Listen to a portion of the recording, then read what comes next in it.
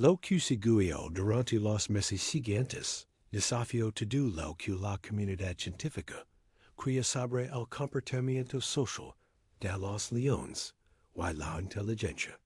La leona e la que había ayudado, cuyo nombre aprendí de las mesas locales, era Django. Que significa construir, aparentemente había compartido su experiencia con otros miembros de su manada. Dentro de 2 meses tuve 3 visitantes nocturnos, más todos llevando cachorros enfermos o heridos en mi puerta. El segundo caso fue la hermana de Django, Amara quien llegó con un cachorro, sufriendo de deshidratación severa, después de separarse de la manada durante una sequía.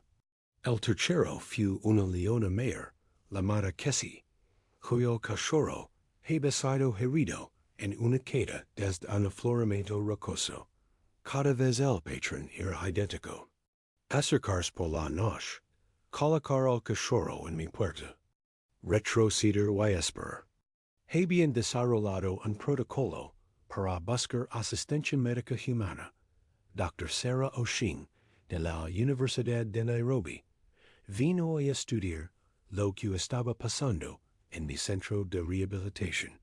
Inicialmente, era escéptica creyendo que estaba antropomorfizando el comportamiento animal normal. Pero después de presenciar su primera entrega nocturna, se convirtió en una de las defensas más vocales para reconocer las habilidades cognitivas complejas de los leones salvajes. El cuarto caso cambió todo. Era Django otra vez, pero esta vez no estaba sola. Había traído a toda su manada con ella. 7 leones adultos y 6 cachorros, todos acercándose a mi cabana, juntos en medio de la noche. Pero ninguno de los cachorros parecía estar enfermo o herido. Esto era algo completamente diferente. Observe desde mi ventana mientras Django dirigía al grupo a mi puerta frontal. Colocó algo en mi hombro, pero no era un cachorro. Era un impala recién matado. La manada me había traído un regalo. Esteban, compartiendo su casa conmigo, reconocen como un miembro de su grupo social. En la sociedad de leones, compartir comida es uno de los honores más altos. Mi Esteban diciendo que pertenece. Para el regalo venía con una petición. Después de colocar el impala Django, camino al bord de mi propiedad, y comenzó a vocalizar. En un patrón que nunca había escuchado antes. No era un rugido o un gruñido, era casi conversación. Estaba tratando de comunicar algo específico. Seguí sus llamadas y descubrí lo que quería mostrar. Aproximadamente media milla de mi cabana, Django me llevó a un campamento de cazadores furtivos. 3 hombres con armas automáticas, y un camión lleno de marfil, y cuerno de rinoceronte. Habían estado operando en el área por semanas, y la vida silvestre local había estado evitando la región. Pero Django no solo me estaba mostrando la amenaza. Me estaba pidiendo mi ayuda para lidiar con ella. Inmediatamente contactó al servicio de vida silvestre de Kenia, y dentro de horas un equipo de guardabosques había arrestado a los cazadores furtivos y confiscado su carga ilegal. Pero lo que pasó después provocó la inteligencia de Django iba mucho más allá de la simple resolución de problemas. Había estado observando. Había aprendido mis rutinas, mis relaciones, mis conexiones. Al mundo humano. Sabía que podía movilizar ayuda contra amenazas a su territorio. Durante el año siguiente, este patrón se repitió múltiples veces. Django me alertaría sobre actividades de caza furtiva animales heridos que necesitaban ayuda, e incluso amenazas potenciales en mi propia seguridad. Se había nombrado a sí misma como mi guardiana, así como yo me había convertido en el guardián de sus cachorros. Habíamos formado una sociedad sin precedentes entre humano y depredador. Las implicaciones científicas eran asombrosas. Dr. Ochin publicó nuestros hallazgos en el Journal of Animal Cognition, y la respuesta de la comunidad de investigación internacional fue inmediata. Equipos de investigadores de todo el mundo vinieron a estudiar lo que se conoció como el protocolo Django. Estuvimos documentando la evolución de una nueva forma de cooperación entre especies en tiempo real. Pero para mí, los momentos más significativos no eran los avances científicos o la atención mediática. Eran las tardes tranquilas, cuando Django traía a sus cachorros a jugar en mi patio, mientras ella descansaba en la sombra de mi porche. Ver cachorros de león revolcarse en mi jardín, mientras su madre dormía pacíficamente cerca, se sentía como vivir en un cuento de hadas. Los cachorros crecieron pensando en mí, como parte de su familia extendida.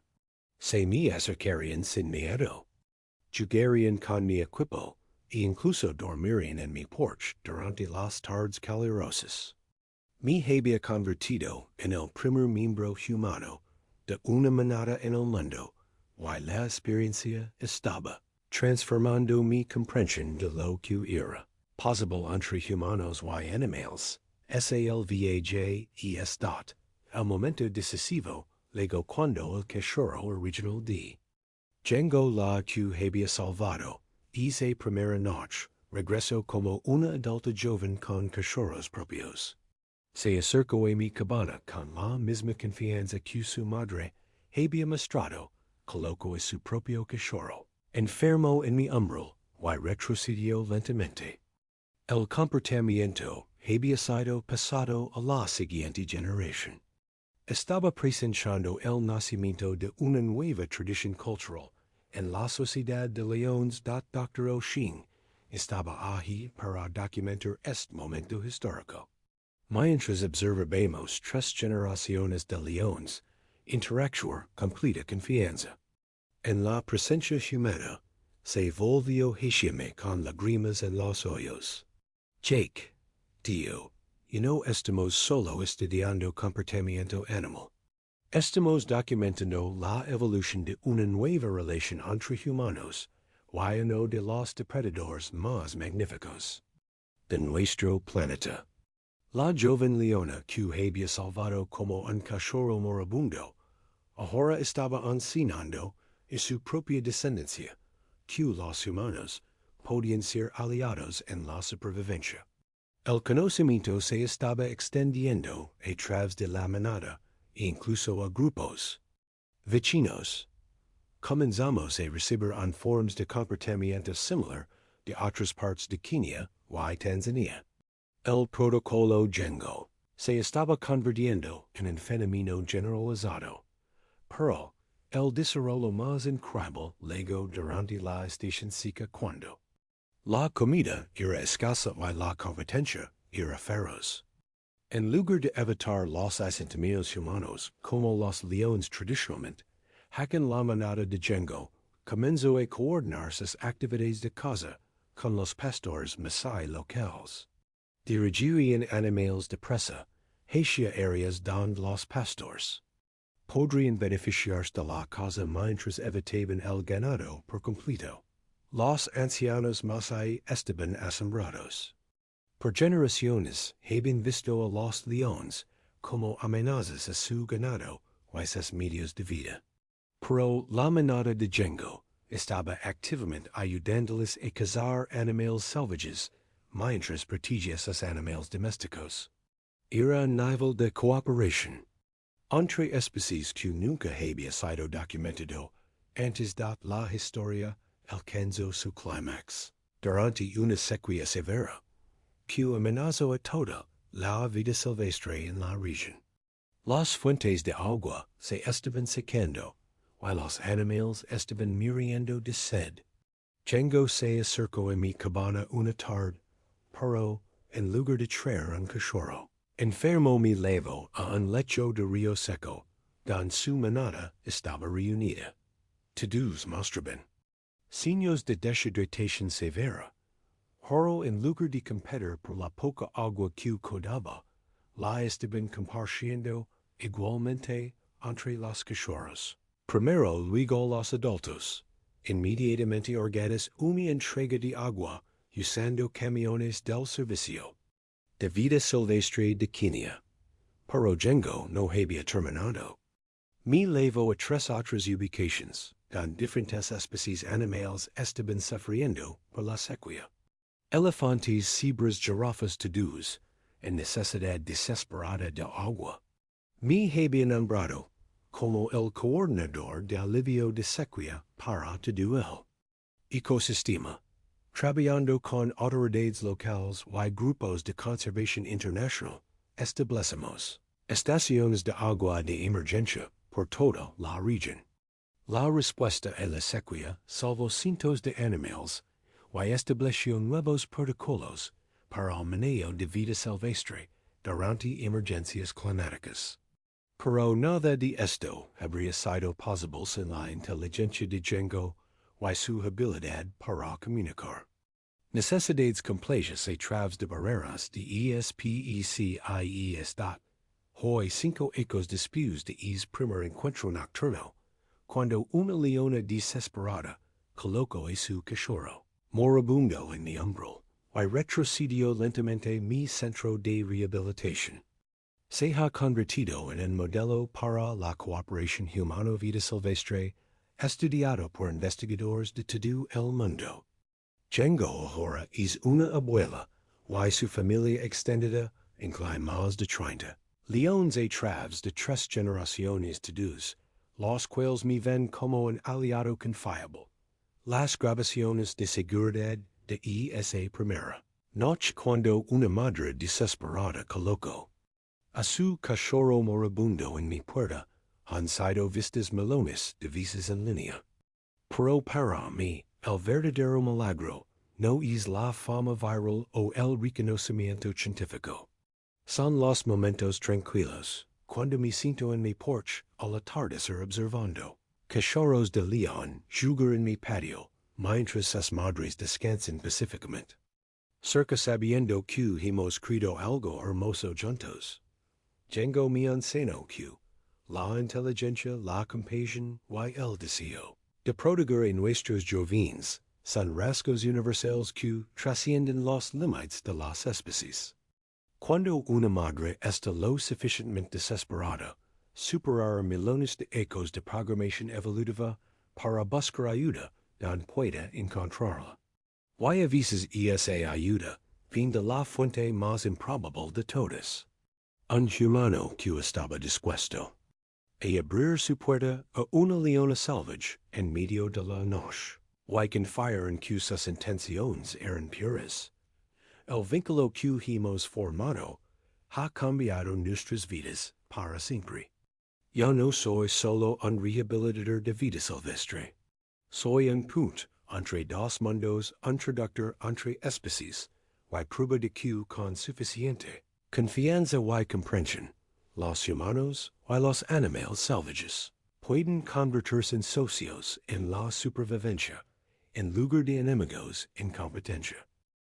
He vivido en la naturaleza africana durante 8 años, pero nada podría haber preparado para lo que encontré cuando abrí la puerta de mi cabana a las 2:17 a.m. del 14 de septiembre de 2024.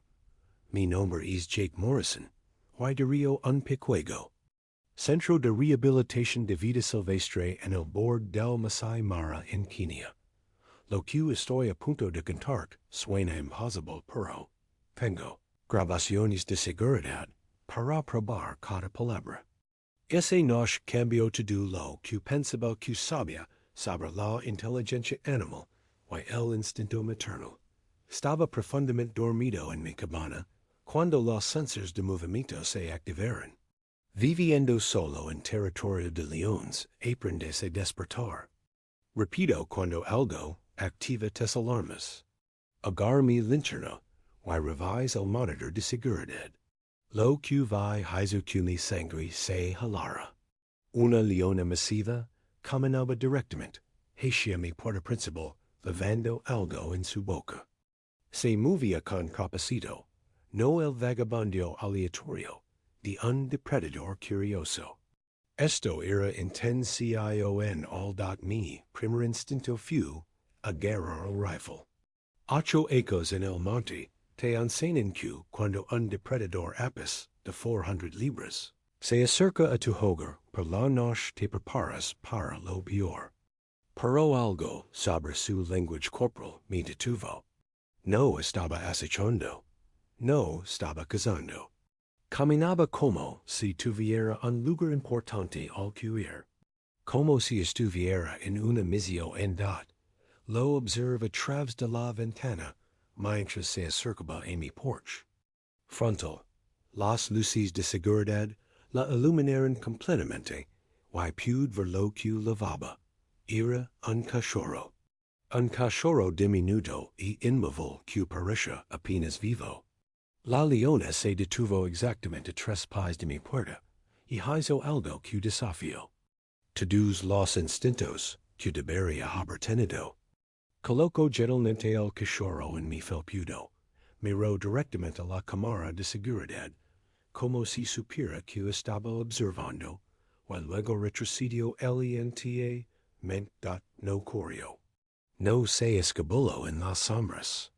Retrocedió manteniendo contacto visual. Con mi puerta todo el tiempo. Luego se posicionó a unos 20 metros de distancia, y se acostó. Estaba esperando. Una leona salvaje acababa de entregar un cachorro moribundo en mi puerta, y ahora estaba esperando a ver qué haría al resp Quid congelado por lo que se sintió como horas, pero probablemente fueron solo minutos. Esto iba contra todo lo que sabía sobre el comportamiento de los leones. Las leones no se acercan a las viviendas humanas. No dejan a sus cachorros con estragos. Ciertamente no confían en los humanos con sus posesiones más preciosas. Sin embargo, aquí estaba la prueba innegable de que a veces la desesperación puede anular millones de ecos de programación evolutiva. El cachorro no se movía. Desde mi ventana podía ver su pequeño pecho, apenas subiendo y bajando. Lo que fuera que estuviera mal era serio, y el tiempo se agotaba. Tomé una decisión que podría haberme costado la vida. Lentamente abrí mi puerta frontal. La leona inmediatamente se puso de pie, sus músculos tensos y listos, pero no cargó. Observa. Me estaba dando permiso para acercarme a su bibi, pero advirtiendo que cualquier movimiento en falso sería mi GLT mi heredil junto al cachorro, y mi corazón se rompió. Era una hembra de tal vez 6 semanas, y estaba ardiendo en fiebre. Su respiración era superficial y laboriosa. Había marcas de mordidas infectadas en sus pequeñas patas, y sus ojos estaban vidriosos de dolor. Sin intervención médica inmediata, estaría muerta antes del amanecer. Pero aquí está lo que hizo esto en más increíble. Esta leona de alguna manera me había identificado como alguien que podía ayudar. Veras mi centro de rehabilitación se especializa en tratar vida silvestre. Herida. A lo largo de los ecos he ayudado a cientos de animales a recuperarse de lesiones y enfermedades. Las noticias viajan rápido en el reino animal, y de alguna manera esta madre desesperada había aprendido que el humano en la pequeña cabana podía sanar a los heridos. Había tomado una decisión calculada de confiar en mí con su hijo moribundo. Meyer. A la leona, y habló suavemente. Sé que suena loco, pero le explico lo que iba a hacer. Le dije que necesitaba levar a su cachorro adentro para tratar sus heridas. Le dije que tomaría tiempo, pero que haría todo lo que estuviera en mi poder para salvar a su bibi. La leona inclino su cabeza como si estuviera escuchando. Como si entendiera cada palabra gentilmente, levanti al cachorro. Leona dio un paso adelante.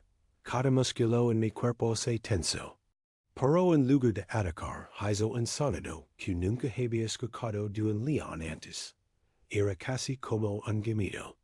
Un sonido de pura angustia maternal. Me estaba haciendo saber que me estaba confiando lo más importante en su mundo. Leave al cachorro adentro, y inmediatamente comienza el tratamiento de emergencia. Las heridas de mordida estaban severamente infectadas, y la fiebre era peligrosamente alta. La pus en antibióticos administer fluidos for, y use almohadillas de enfriamiento para bajar su temperatura. A través de mi ventana podía ver que la leona no se había movido. Estaba manteniendo su vigilia, esperando noticias sobre su hijo. Las siguientes 12 horas fueron de vida o muerte.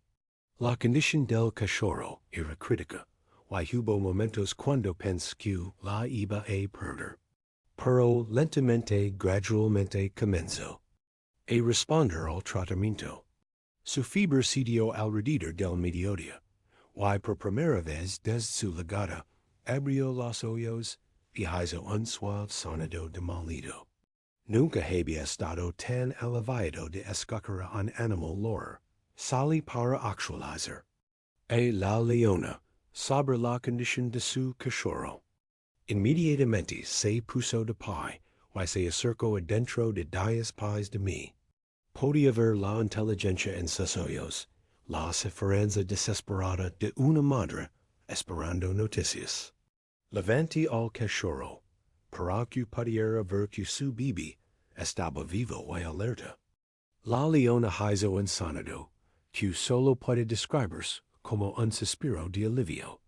Durante los siguientes 3 días, la recuperación del cachorro fue notable. Su apetito regresó, su juguetonio emergió, y comenzó a mostrar todas las señales de un león joven saludable. Pero durante este tiempo, algo en más extraordinario estaba sucediendo. La leona nunca se fue. Había tomado residencia permanente en mi patio, creando un perímetro protector alrededor de mi cabana. Estaba haciendo guardia, asegurándose de que nada pudiera dañar a su cachorro, mientras se recupe arba de sub que era hora de la reunión. El cachorro estaba completamente recuperado y listo para regresar a la naturaleza. Lo leave. Afuera, y la leona inmediatamente se acercó. La reunión fue una de las cosas más hermosas que he visto jamás. La madre comenzó a ciclar a su cachorro, verificando cada pulgada de su cuerpo, ronroneando tan fuerte que podía sentir las vibraciones.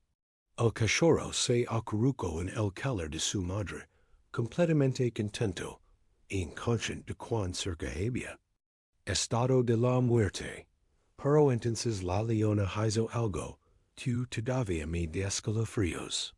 Me miró directamente y lentamente bajó su cabeza en lo que solo podía interpretarse como una reverencia. Mantuvo esa posición por varios segundos, asegurándose de que entendiera su gratitud. Luego recogió a su cachorro saludable y comenzó a alejarse. Pero después de unos 50 metros se detuvo, se dio vuelta y rugió una vez. No era un rugido amenazante, era una despedida, un agradecimiento, una promesa de que recordaría lo que había hecho. Eso debería haber sido el final de la historia, pero en realidad fue solo el comienzo. La palabra de lo que había pasado se extendió atrás de la comunidad masái local, y pronto estaba recibiendo visitas de funcionarios de vida, silvestre investigadores y periodistas. Todos querían entender como una leona salvaje había tomado la decisión de buscar ayuda humana para su cachorro moribundo. Las grabaciones de seguridad se volvieron virales, y de repente mi pequeño centro de rehabilitación era famoso mundialmente. Pero la validación real llegó 6 semanas después, cuando escuché pasos familiares en mi porche a las 3 a.m. Revisé el monitor de seguridad, y ahí estaba. La misma leona, pero esta vez no llevaba un cachorro enfermo. Llevaba uno saludable. Había traído a su otra descendencia para conocer, para presentar al resto de su familia al humano, que había salvado la vida de su hija. Esta vez no dudé. Salí inmediatamente y me senté en los escalones de mi porche. La leona se acercó con confianza colocando a su segundo cachorro a mis pies. Pero este cachorro estaba saludable y curioso, explorando mi porche con la jubitonio típico bien gatito. La leona estaba haciendo una visita social. Estaba diciendo gracias, compartiendo su familia conmigo, mientras me sentaba allí con 2 cachorros. De león jugando alrededor de mis pies, mientras su madre observaba protectoramente, me di cuenta de que estaba presenciando algo sin precedentes en las relaciones humano-animal. Esta leona no solo había superado su miedo natural a los humanos, sino que, en realidad, había formado un vínculo de confianza y gratitud. Me había hecho un miembro honorario de su manada. Cada noche cuando reviso mis monitors de seguridad, espero ver esos pasos familiares acercándose a mi puerta. Porque sé que cada visita de Django y su familia representa otra oportunidad para fortalecer el vínculo increíble que hemos construido juntos. Un vínculo que comenzó con amor desesperado de una madre y ha crecido en algo que está cambiando la forma en que pensamos sobre nuestra relación con el mundo natural.